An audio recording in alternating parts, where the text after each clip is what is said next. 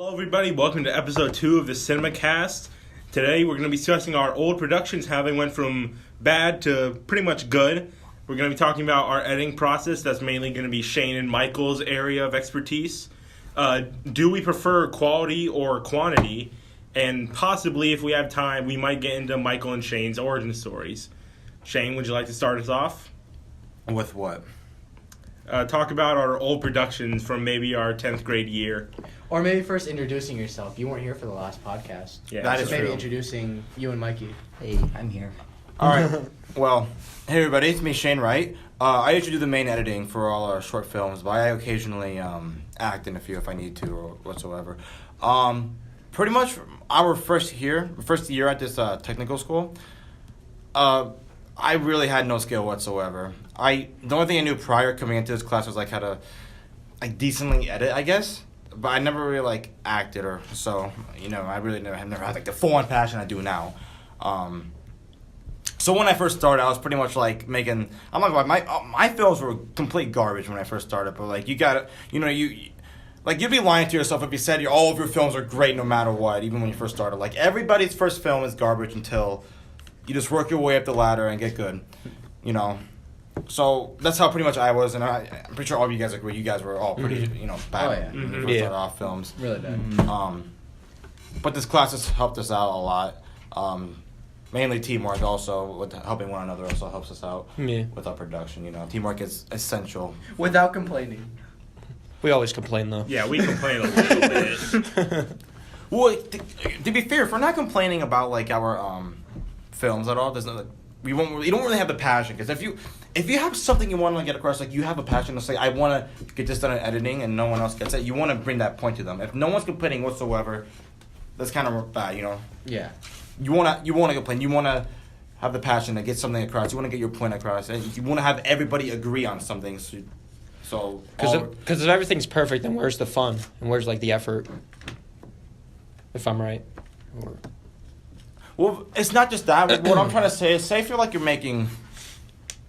this whole team is making a film, right? I'm not talking about this team in general, but any team in general. It's if your film's complete garbage, right? And if no one is saying anything about the mistakes, and you're just shoving it off here's the film, you don't really have the passion to make a good film, Now, if we want to say, okay, no, this is bad, we got to get something fixed, and other people keep doing that, you tell those people who do have the passion to get a good film out. True. And that's how we are, and everybody should be too. We're all critiquing each other's stuff, putting in what we think could help with Yeah. the Exactly. video. We've all had bad films. Oh yeah. Yeah. Oh yeah. The Mac Shack. Which one? The That- reboot or The old one. That one Romeo and Juliet thing that okay? AJ made. That was my first short film, and that was just for a class project, and I got 100 on it, so I'm happy. I'm happy with it. Also, speaking of the Max Shack, there's only one on our channel, but what they meant by reboot was in our class we used to have a class channel where we upload our films to, and back in 10th grade I needed an idea. My team needed an idea what kind of film to make, so we're what? Let's make a robbery film of us robbing Max or something. It turned bad, and then we made a second one. It was also bad because the people who I was working with at the time was pretty garbage. But I'm working with you guys now. Slight improvement. So now, come last year in 11th, I met up with these guys. Well, I knew them, but I only started working with them last year, and we found our true potential. So I was let's try to make something good out of Max Shack, and it came out decently. So you just It came out good. So we booted it, yeah. The one thing I didn't like about it was, and it's the little things, but I remember when I put the blood on my head, it didn't look real. It looked like I just put a circle Ketchup of blood or on my something. head. It looked like a circle of blood, and then the next shot it was dried up, and I was like, what? I remember that. My favorite part about it, though, is Shane cut it out in the original one. There's a line right there. Oh, yeah. After he's there's a lot of blood in your head. He's like, what? He goes, it looks so bad. I wish he kept that. Maybe we can add it into the podcast to see what it looks Yeah, like. But at the time, I cut it out because I thought it was a bit too cringy for my own liking. Yeah, I thought it was so funny. Just the way you said it. It's so bad. Because we didn't have a script for it. Oh no, we were going to. do the pretty much improv Yeah, there we at the improv time. the whole thing. The original idea that I was thinking of for it before we decided to do just a complete Max Shack reboot was it was supposed to be in the front room where that vent is. Remember, I was thinking about getting green screen, putting by the vent, and having like a black hole in a way, like where like we go inside, and then it just shows kind of shots of the walls, and like we could do audio. That was our original idea. That was our original idea. That was a bit too like complex though. Like we were gonna have like audio, like, but like of course put effects on it to make it sound like we're inside the walls and have the camera follow the walls and everything. But that wasn't really a good idea. I liked the other one because it's just straight to the point. And it worked out really well. So you know, You cut yourself. Whoa. And I remember there were 2 versions of it. The 1 minute one that we used for like the 1 minute challenge, and then we did the other one, which is Get Down, the first person 1 minute. That was really nice. You know, I really like that. That was fun. Mm-hmm. Who made the thing at the end where like the logo where like a flash and everything? Was him. that was you? that was Shane? me. Yeah. He just got That was like really he just good. got some like PNG online. Like it was just like the mask, and it was really nice. I think we should do another first person one. All right, Mikey. Let's discuss. The origins, Mikey. Where do you? You go first. And introduce yourself. Introduce yourself. Hey, You gotta speak louder. The thing's like so low. hey, it's this is my first time being on this podcast. It's also sort of, well, I guess I can't say it. It is my first year on the Cinema Boys, but it's only been a few months since the Cinema Boys really started. Yep. Yeah. So my name's Michael Rena. I was back in this class 2 years ago with Shane and Chris and Keyshawn, and I still feel pretty confident about my early projects. Still on that class channel. I had a Bose radio ad that we all had to do, an Olive Garden ad. That was really good. Very, very good. Quality. it's- And then we kind of hit a low with like this space film. It was rushed, and also It kind was popular, like for being in 10th grade. Like everybody loved it, but now looking back, they're like, "Dude, that sucks."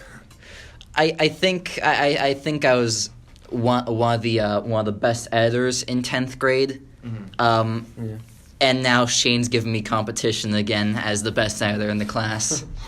You're good with like frame by frame stuff. Like, dude, you're crazy with that Oh stuff. yes, You're good for like really fast paced stuff. I have my own channel where I just dump projects, whatever comes up on my mind, and some of them can be extremely tedious to work on. Like I cut things down to the frame because if I'm gonna be honest, Final Cut Pro, there's a lot it doesn't have that I really wish it had, and because of that, there's a lot of frame by frame work, and I understand it's not really like practical stuff, but it's stuff regardless, I still enjoy doing. So, what made you want to come to this class in 10th grade? Well, I was Diesel. Diesel. I was brought here on a school tour just to check out the place like 3 years ago, and I was like, this is incredible. I want to be here. This is a change of scenery, a change of pace. This is what I can enjoy instead of having like Spanish and 2 English classes. So then I got here, and it was absolutely fantastic for the first year. But then my school, being the place it is, decides that 11th grade, instead of putting me in the afternoon classes and learning new things, and being with the people that I enjoy being with, no, I stay in the AM class. Where all the freshmen. Yeah, you would have been and with sophomores. us last year. The whole I will have been. I will have been. And then maybe like Cinema Boys could have gotten an early start because we were all together then. Yeah. Without me. Well, you were here last year. Yeah. Overall, it was kind of a rough journey, but you know what? It's senior year. The gang's all here. Cinema Boys is up and running well. I'm happy to be a part of the team. We're like a well-oiled machine. Happy to have you.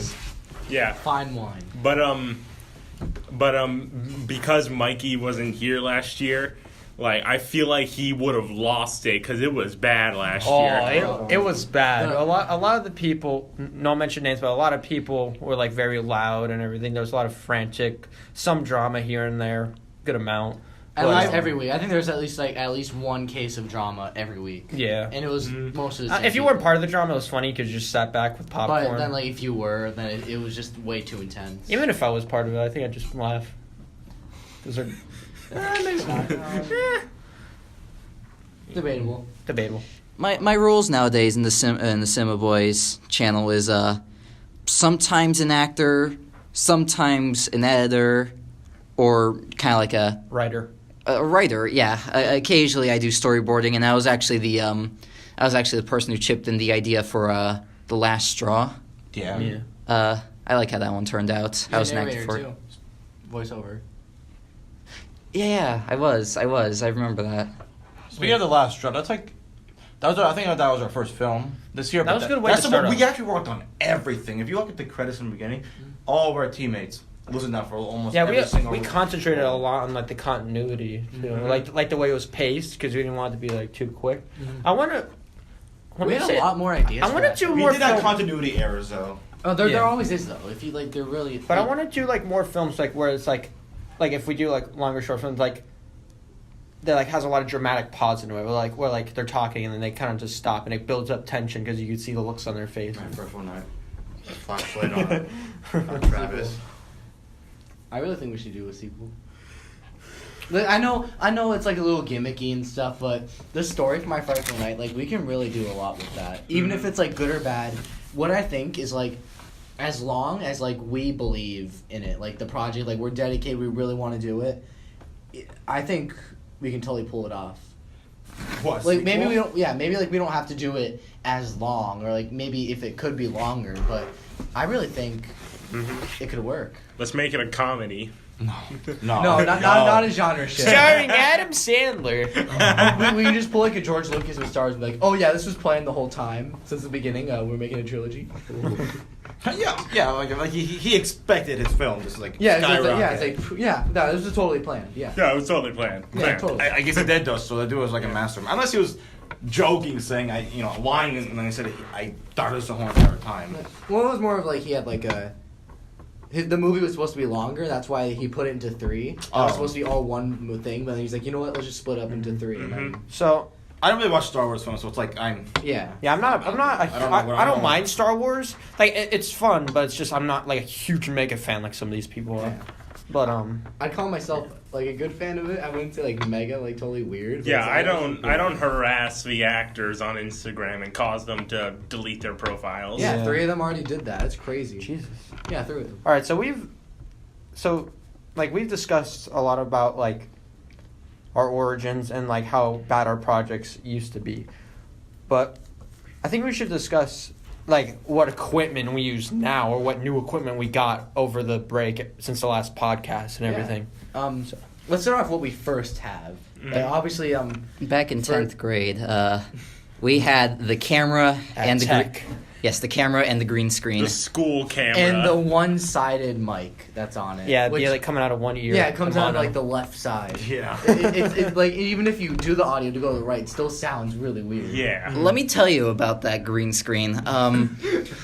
Since it was the class camera, we could not like take it out and film all the voice crack aside, film all the outside shots we do nowadays in all of our films.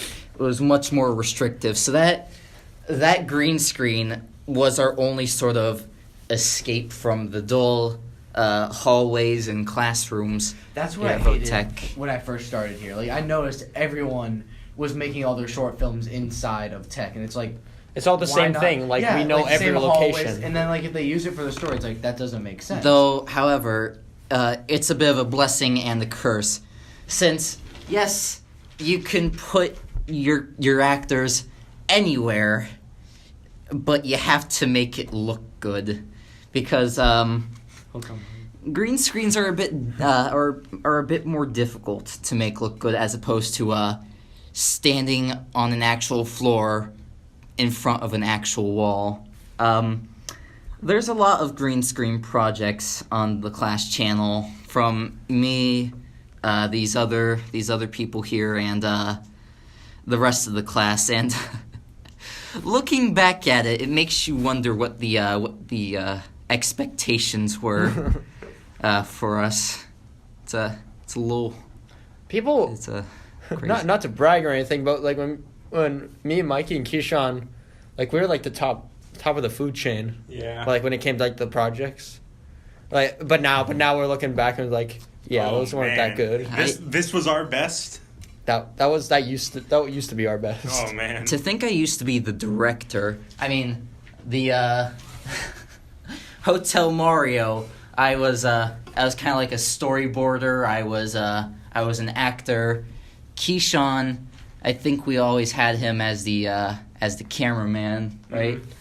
Yeah. If you want to find these videos, we'll put a link in the description of just like each video that we talk about. Because they're not on the channel, they're on the class YouTube channel, Yeah. which Yeah, we're not doing part that. of anymore. Yeah. Please tread carefully on that channel. It's a bit taken over by some other people these days. That's why we Yeah. kind of split off into the Cinema Boys. Mhm. We broke away from the mother country. Yeah. We are our own nation now. Start a revolution. Exactly. Viva resistance! But yeah, like what we first started off with, and I'd only used it once, I think, that camera. And I think that was, I forget which project, but it was something with you guys. Was it the peer pressure project? Yeah. Yeah, that was. Yeah, that was the first project I ever did with anyone in here. And then Chris, when he was doing his Christmas one, he put me into that. And What? Your Christmas video? Oh yeah, you were the cameraman. Yeah, and that was the first time where he was like, "Oh, you're pretty good," and it was with his iPhone with like a tripod that I just held, and he's like, "Wow, you're pretty good." And then the next thing we know, of like a month or like a few weeks later, we were writing for Torment in the Mind. Then we used my camera that I got for Christmas, which is a Panasonic, and I like it, but there are problems with it, as any camera usually has. But it is a little bit more grainy than like high tech like iPhones or anything else, but I think if it's put to good use, it really works really well, and the mic on it is really good. Torn the Mind came out great, and I can't believe we won regionals and third place at states. I'm still happy Against about that. 22 other. 21. Yeah, we Including all us. won it. Yeah. Yeah, that was real nice when we all got awards for it. Oh yeah. Keyshawn didn't because he couldn't. It was only 3 people who were allowed to go. I feel bad thinking about that. Same, now. I Because do. If I think about it, it should have been Keyshawn, Shane, and Chris, because I was still the new kid there, and it's like, oh, how come he gets to go along with these kids when they were together Friends. since the beginning? Yeah. It's like I felt like I just butted in. It was like, I felt bad about that. Yeah, for no, sure. I mean, I didn't. I mean, I was really happy for us when we won. I mean, it was. I mean, sure, I was bummed out that I didn't get to go and that I didn't get to keep one of the trophies, but I just still have to have the thought that hey, I helped make something that won states and that won regionals and states. Like I don't really care if I have a trophy or not. I just have that thought. You played Well, of course, yeah, a without- big role. You played a Without big role. you, without like the main villain in there, It wouldn't have. film would have been in anything. Mm-hmm. then with Alex with the real blood. Yeah, Alex, AJ's little brother, we were playing around outside, like getting establishing shots. Yeah, and he slips on the ice outside in the grass, cuts himself on his knee, and he's like, you know what? And just puts it right on his face, and that's dedication. And he goes, you know what? Let's use this for the movie.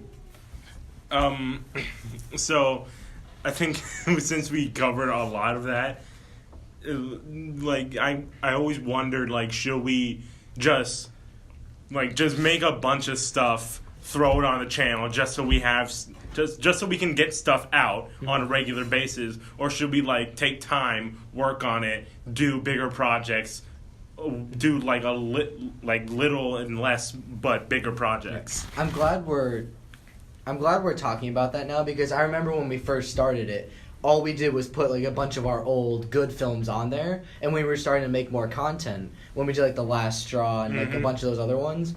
We did that one, Stranded Curiosity, and that one was insanely rushed. And we're like, you know what? Just put it on for like content. So like that's when we started thinking like, should we do quality over content or quantity over content? Like it's like we didn't. I honestly think though, we shouldn't force ourselves to keep putting content on the channel. True. Because if we keep forcing ourselves to put content on the channel, we really won't have time to learn new stuff we should be doing for film. So we should just be recycling what we already know just to shove something out there. Yeah. And it doesn't give us time to actually make a good quality film, you know? But Like, even My Friend from Night, that took us like at least a whole month or so. A month and a half. A month and a half. that was a month of like literally everything, like pre-production, like getting everything right, set up, and then filming. Filming was like what, 5.5 days? Yeah. Like Yeah. it was crazy. We had like And we had 10 hours of footage, right? Yeah, yeah, and even even it was 10 hours. even still, a lot of what we had planned for it was cut. Yeah, like Mikey's character, what we talked about before. His Yeah. in the movie, all he is like just showing like a citizen for every day, but we had a huge like plot for him, like huge character. He was arc supposed for to him. help me, like, sort of escape the nightmare. Like, he was supposed to be, like, this little, like, person that I could get from the inside to help me. Mhm. Like, he knew what was going on in a way, or... Yeah, and like you even had like a whole like there was like a whole conversation they have about trying to help, and then it goes over and he's in the nightmare with. It was supposed to be in the montage, but it just didn't seem right, and it probably would have made it for a longer film too. But like we said, we wanted to keep the story like going instead of having it drop. I Yeah. guess if that makes sense. Uh-huh. Yeah. And picking up from where Shane was talking about how we shouldn't just crap out a bunch of little projects that have no effort in them, because I feel like then, it's like we have to put out a project on a certain schedule, and then when we don't, people like go, why didn't the project come out today? Like say if we did a project at once every week, then 1 week we miss it because we're like because we're working so hard, we don't have time to put it out. And so people go, wait, where was it? There's usually one here, and then that leads to us working twice as hard to try and get back on that schedule. That leads to us being burned out from just trying to work so hard. I like the way you said that, because that is true. Like, you know, like, if there's no guarantee that we could do that every week, I don't want to plan that. Like, podcast every Wednesday, when in reality, it's been like a month and a half. Yeah. Yeah. But I'm glad, like, we never set anything like, new video every week, or new... Because it mainly depends on what our projects are at that time, what our time frame is, and everything. And for right now, I think within the next month, we're gonna have a good projects on the channel. Yeah. We're like the new short film that we work on with our new equipment, and we have a documentary, and I think one more after that, right? There's another. Oh yeah, the another PSA for Nocti. Yeah. And when you keep in mind is like, just keep this in mind. If we kept like crapping out films constantly, we wouldn't have the time to make a film like My Frightful Night. Yeah. At all. True. And like a lot of these projects, we do them for because our teacher, he like tells us about competitions, and then we do those. We wouldn't have if we forced ourselves to a fixed schedule and just kept throwing out and we kept putting out something like maybe once every week. We wouldn't have time for stuff like that. We wouldn't have time to do the 2 PSAs we did for the competitions. That's true. And we also wouldn't have time to just have fun making the short films we made, because my Frightful Night, like, that was a lot of work, but we had fun doing it. We had a lot of fun doing it. We did. And like you won't have fun if you have this in the back of your head, like, oh, I have to make another film for this week, and I have to make one for next week. I mean, I gotta keep making ideas. Like, it's not fun feeling stressed out just to give content out. You want to give content out because you enjoy giving content out. You know? Yeah.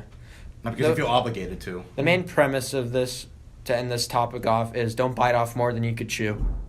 Okay, well, that's all the time we have for right now. This was actually a very good podcast. I feel like we got a lot of good points across. And plus, Michael and Shane were here to discuss their origins. So, yeah. They're finally here now. Put in canned audience laughter. Thank you. So, okay, so thank you, everybody, for listening in. And we're going to have some more stuff coming soon to the channel. New podcast every week. New podcast every week. No, we're joking. We're joking. That'd be horrible. Whenever we have time between our Yeah. productions and breaks and all Yeah. that. All right, so we're going to have more stuff coming out soon. We have, I think, another short film, a documentary, and a PSA coming out sometime. I don't know when. We haven't discussed it yet. So thank you, everyone, and I'll see you all next time. See ya.